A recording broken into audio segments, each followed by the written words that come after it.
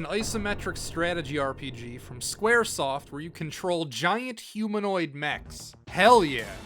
And it elicited absolutely no strong feelings from me one way or another. It's the most okay-ish event at the OK Olympics. It's very okay-ventional, not okay-central. Alright, it's hard to force puns with okay. Look at me, here I go again. I just love crapping on games that everyone else likes. Yippee! Actually, I think I'm in the clear with this one because most people haven't played this game. It was Japan only, after all. I don't know why. Are you telling me this couldn't have made money over here? It's got guns. What else do we need? But it's not like Squaresoft just made slop. They were the best third-party developer on the Super Nintendo, so they don't just put out bad games, unless they were doing it on purpose, like with Mystic Quest. So you know Front Mission is going to be built well. And it is. It looks good. I love how it feels when you blow the enemy up to smithereens and there's particles flying all over the place. Such a satisfying feeling. But it's another one of those games where after a few missions, I figured out the one dominant strategy and then never felt threatened in my playthrough ever again. In this case, it was deciding to only use ranged weapons, because an attack from short range allows the enemy to counter, which means that you take more damage. From distance, this doesn't happen, so you can just go bombs away with no repercussions. The AI is incredibly passive, so you can just sit back and tee off on them and they'll do next to nothing to defend themselves. Even the final boss, I just swarmed it with all my units and bombed him from a distance before he even had a chance to move.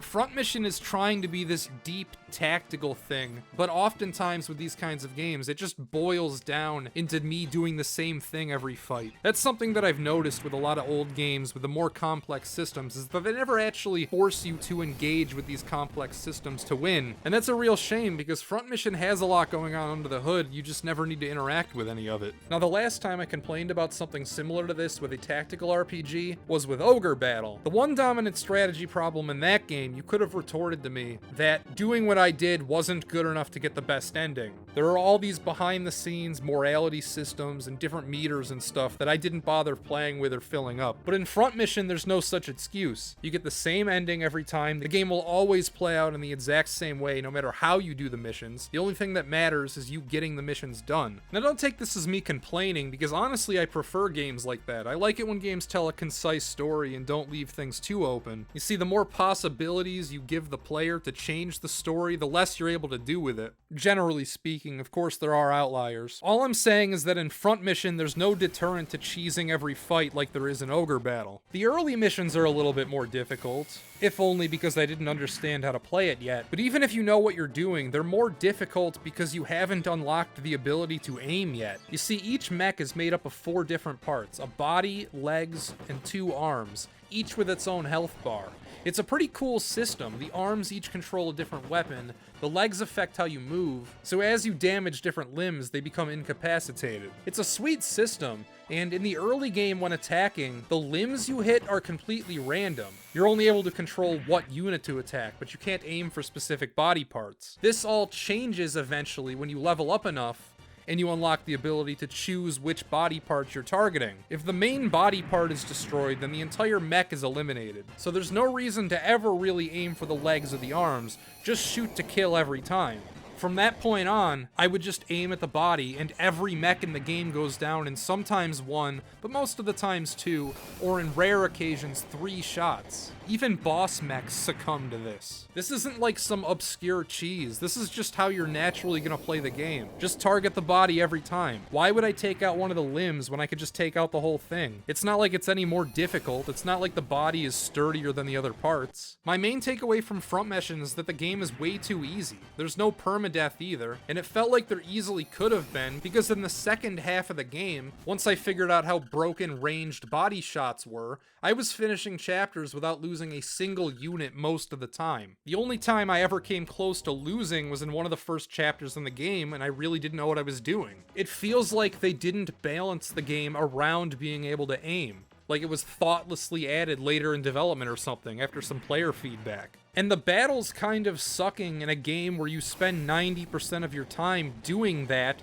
is a huge disappointment. But what about everything else? What else does Front Mission have going on? Well, there is a story, one with some interesting seeds, but it kind of disappointed as well. It's not bad or anything, just poorly paced. The game opens with your fiancée Karen being killed or captured or something. I'm not really sure, and the main character isn't either. Then after a time skip, you're running a mercenary group which gets hired to fight in some war. Then you spend about 20 of the 30 missions of the game doing that, fighting this war, all while looking for Karen. Then the war ends, and you spend a few missions fighting terrorists. But then the big twist happens in Mission 24. So all of these giant mechs have computers built into them, right? In order to build the best computers, what they need to do is take the smartest people, then somehow sacrifice them, converting their brain power into said computers. That's what happened to your fiancée Karen at the beginning of the game, and now they want to do it to you because you spent the whole game proving what a military genius you are. I love this twist, but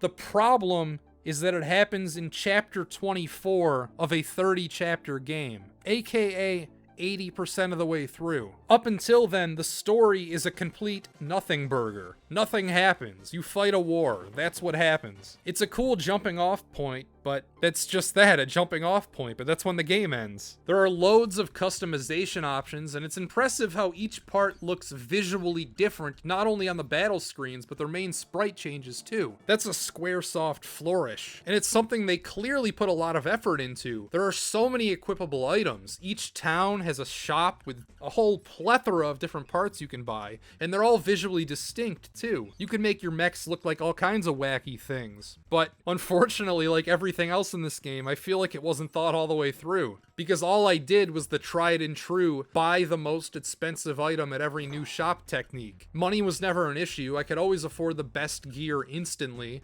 and it just served to make an already too easy game even easier. And ultimately, that's really what I think about Front Mission. It's all style and no substance. And now that I'm vocalizing all my complaints about it, I'm realizing that me saying that it's too easy, that it's too basic, that the story doesn't matter hardly at all for most of the game, are some of the same knocks I had with another strategy RPG, a little game called Shining Force. But the difference is, I love Shining Force, and I could not care less about Front Mission. And I'm not entirely sure why. I mean, sure, Shining Force has that other game flavor where you're exploring towns and looking for secrets and stuff, and that goes a long way, which is something that Front Mission doesn't have. The towns are just menu screens. But I think it's more just because that game has such a bubbly personality. The art is a lot more fun. Everything is so upbeat in Shining Force, where Front Mission takes itself so seriously. It's a game about giant robots. We could stand to have a little more fun with this concept, right? But no, it's all just dry, war is hell type shit. At least it didn't overstay its welcome. 26 hours. That's a good length, long enough to be substantial, but not a life-altering commitment. Sorry for being a bit of a downer in this one. It really doesn't bring me joy to do. But anyway, that's all I got. Shout out to the patrons. Shout out to William Robert Lee. Never trust anyone who needs a haircut. Goodbye.